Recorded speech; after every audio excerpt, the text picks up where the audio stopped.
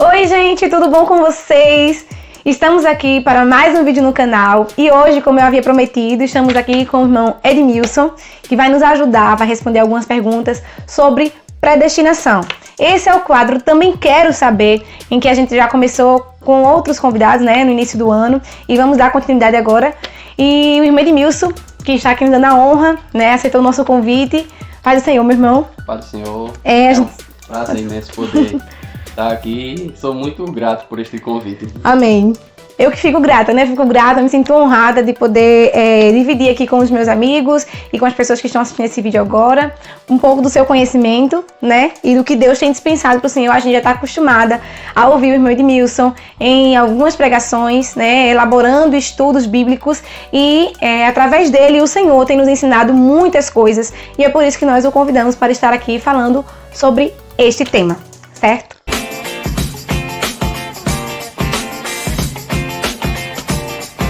Então, assim, a primeira pergunta sobre esse assunto que eu quero abordar com o senhor é: existe ou não vida após a morte? Com certeza. Biblicamente falando, existe sim vida após a morte. É bem verdade que alguns não creem e duvidam que haja vida após a morte. Outros têm o pensamento dizendo que morreu, acabou. Mas, biblicamente falando, existe sim vida após a morte e a Bíblia nos dá vários direcionamentos para afirmar essa verdade. Certo. Tem algum exemplo assim bem claro sobre que teremos uma vida após a morte? Seja ela pro cristão ou seja ela pro ímpio? Um exemplo claro assim para a gente entender melhor, né? Que há a vida após a morte? Com certeza. E o texto mais bem aceito para afirmar essa verdade é o que está em Lucas 16, versículo 19 ao 31, que nos é relatado sobre a parábola do rico e Lázaro. Ali é um exemplo claro e evidente que realmente existe sim vida após a morte. Há uma vida eterna, ou com Deus ou sem Deus. E a Bíblia, como é o nosso manual prático, ela nos oferece, nos fornece respostas para essa série de perguntas. E ainda mais numa pergunta como essa que tem dividido a opinião de muitos, de vários, seja religiosos ou aqueles que não professam uma religião. Com certeza muitos têm essa ideia. Porém outros estão tipo em cima do muro, sem saber em que acreditar. Mas com certeza para nós que lemos a palavra do Senhor, nós confirmamos que existe sim vida após a morte. Então tá aí, existe vida após a morte e a Bíblia vai comprovar isso, né? Em que existe vida após a morte. Então depois vai lá dar uma olhadinha em Lucas 16, é isso? Isso. Lucas capítulo 16. Aproveite e lê o capítulo todo, não é só alguns versículos não. Outra questão. Existem pessoas que estão automaticamente condenadas ao inferno, a viver numa eternidade de calamidade? Assim, biblicamente falando, essa é uma questão que tem sido tema de acalorados debates, principalmente entre muitas correntes teológicas. Como as igrejas evangélicas, no sentido geral, elas adotam duas linhas de pensamento teológico, que é o calvinismo e o arminianismo. Certo. Então, a maioria das igrejas adotam essas duas linhas de pensamento. E cada um acredita de uma forma diferente.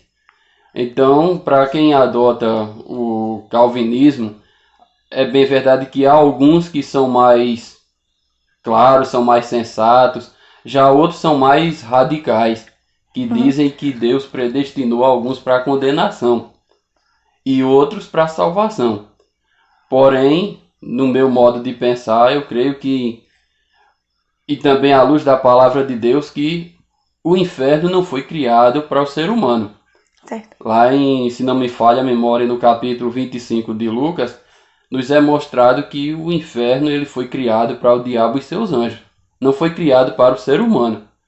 Porém, a consequência daqueles que morrem no pecado sem ter um encontro com Deus, pode ser lançado lá.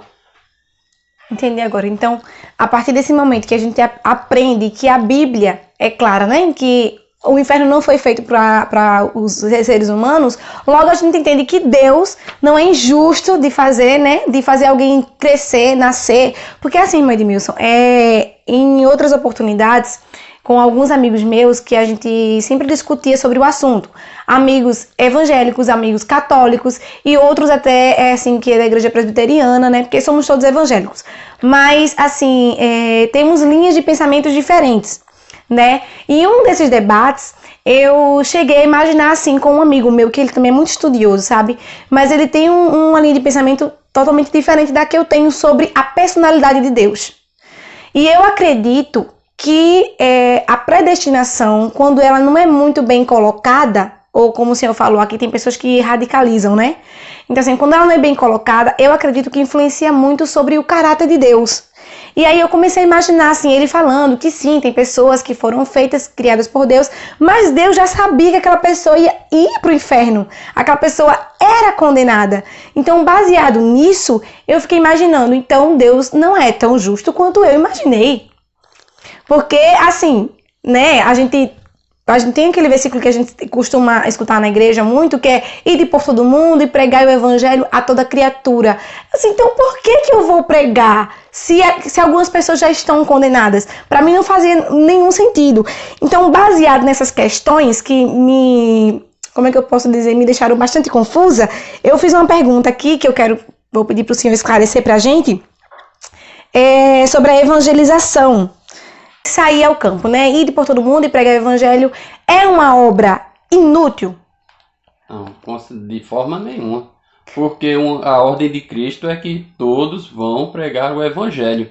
Então eu creio que tanto o calvinismo, o arminianismo, assembleiano, batista ou presbiteriano, ou qualquer que seja a corrente teológica, tanto um como o outro apreciam e defendem o evangelismo.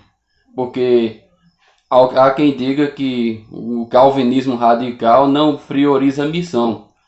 Porém, existem livros que mostram que realmente eles priorizam o evangelismo. Porque quando olhamos a história do Brasil, por exemplo, no ano de 1500, não estou lembrado bem qual é a data precisa, houve um culto evangélico aqui. Houve um culto e os primeiros a realizarem esse culto foram nossos irmãos presbiterianos. Então eles priorizam realmente missões.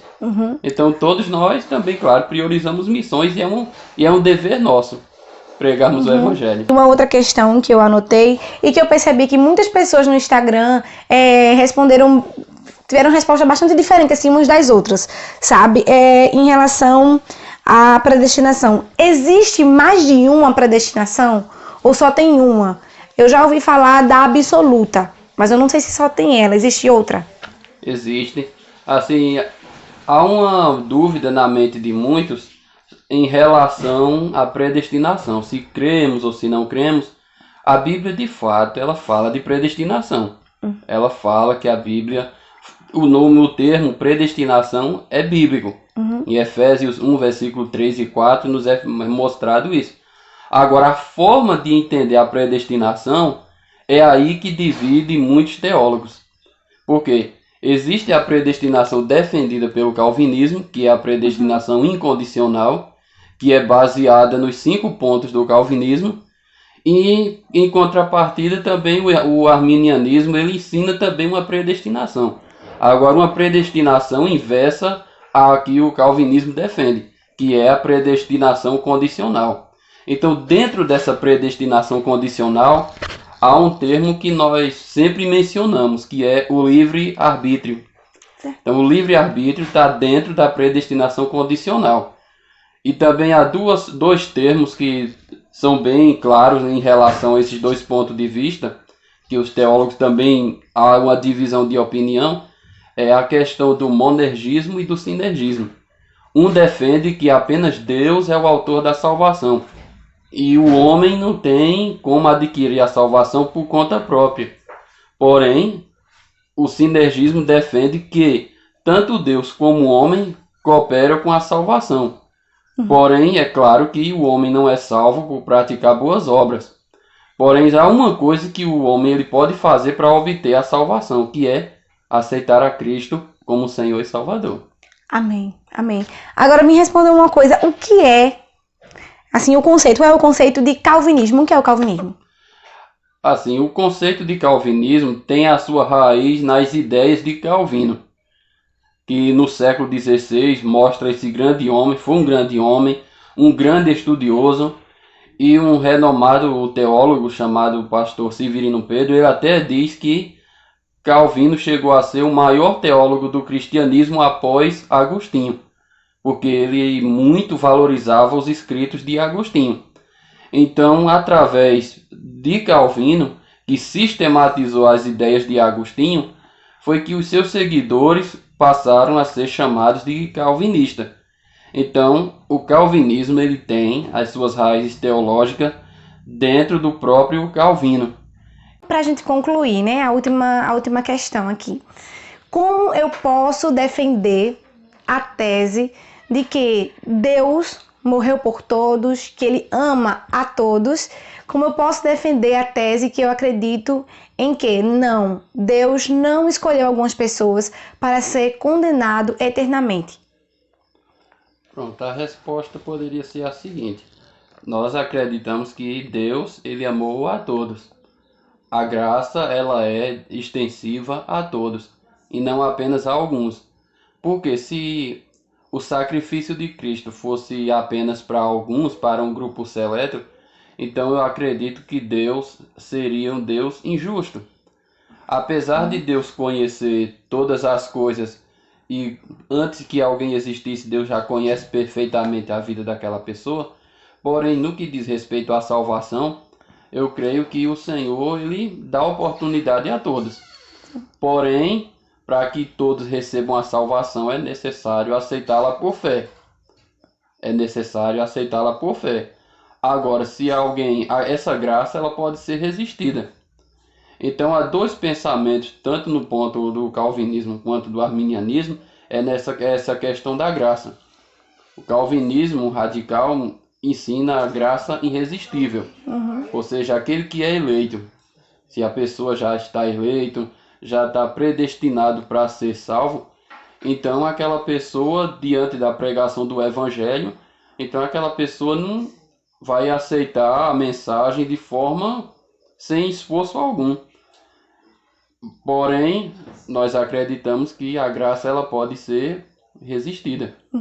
Haja vista os convites que às vezes fazemos quando pregamos o evangelho e aquelas pessoas às vezes respondem com um não.